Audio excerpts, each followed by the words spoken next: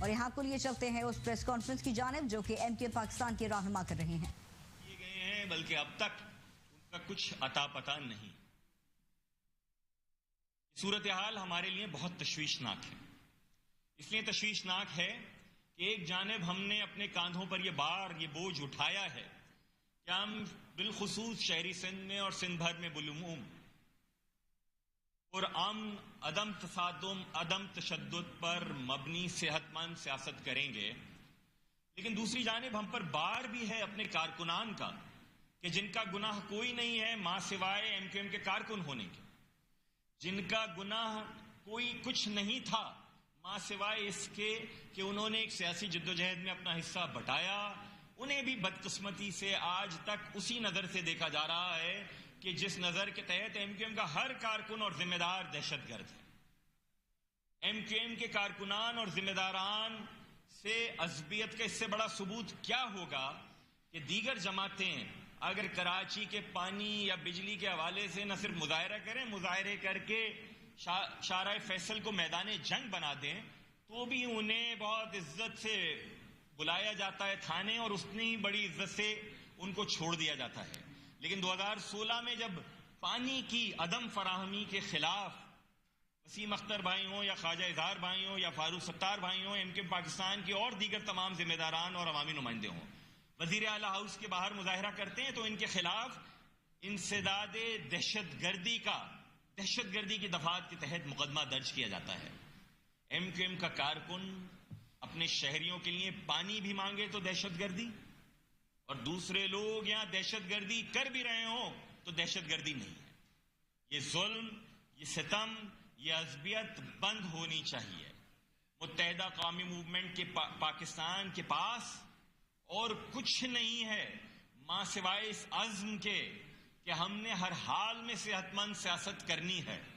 لیکن وہ لوگ جو آج تک ہماری بات سنتے ہیں وہ ہم سے بدظن ہو جائیں گے اگر انہوں نے دیکھا کہ پاکستان زندہ باد کا ہو تو بھی، تشدد کی سیاست کی جانب مائل نہ ہو تو بھی، لوگوں کے مسائل حل کرنے کی سیاست کرو تو بھی انہیں دہشت گرد گردانا جا رہا ہے، بلا وجہ گرفتار کیا جا رہا ہے، لاپتہ غائب کیا جا رہا ہے، اور پھر ان کی میں سے کسی کی مسخ شدہ یا تشدد زدہ لاش ملتی ہے یا انہیں لاوارث کہہ کے دفنا دیا جاتا ہے کسی قبرستان میں، تو پھر کیوں کر ہمارے کارکنان اور ہمارے ہمدرد ہماری ان تمام کی تمام پالیسیوں کو سنیں.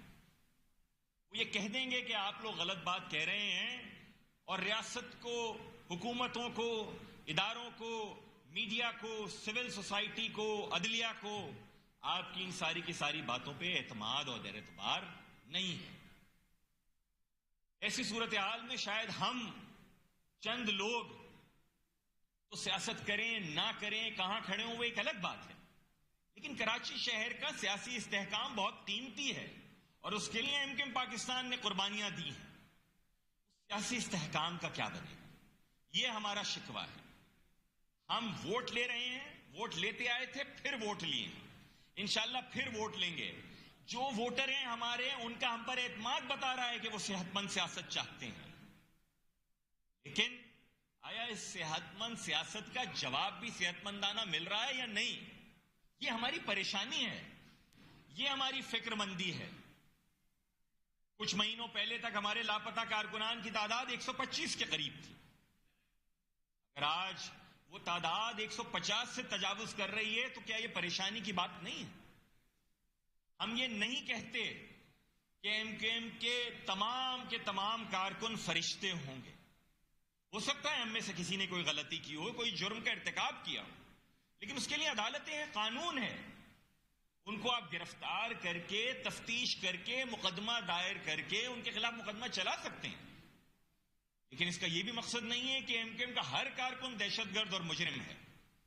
خدارا ایم کیو ایم کے کارکنان کو اسی آنکھ سے دیکھنا شروع کیا جائے کہ جس آنکھ سے دیگر سیاسی جماعتوں کے کارکنان کو دیکھا جاتا ہے اس ملک میں. ہمارے لیے کیا یہ پریشانی کی بات نہیں ہے؟ میں بہت کھول کے بات کروں گا اپنی پریشانی، اپنی فکر مندی اور اپنی ذمہ داری کے بارے میں کہ جو ایم کیو ایم پاکستان کی لیڈرشپ ادا کر رہی. اب سے چند روز قبل ہمارے शाह फैसल टाउन यूनिट 109 के कारकुन शारिक कमाल भाई, जो कि मार्च 2015 में लापता हुए, गिरफ्तार हुए, लापता हो गए। हमारी बारहा फहरिस्तों में वजीर आला कायम अली शाह साहब हों या मुराद अली शाह साहब हों, पुलिस कानून नाफिज करने वाले इदारों के जिम्मेदारान हों, विफाकी हुकूमत के नुमाइंदे हों या अदालतें हों, हर जगह यह फहरिस्त मौजूद है, पिटीशंस मौजूद है। अब से चंद रोज कबल हमें पता चलता है कि उनके वालिद गिरामी को किसी ने यह बताया है कि आपके बेटे का दौरान हिरासत उसे डायबिटीज हो गई थी और इस मर्ज के बायस वो इंतकाल कर गया।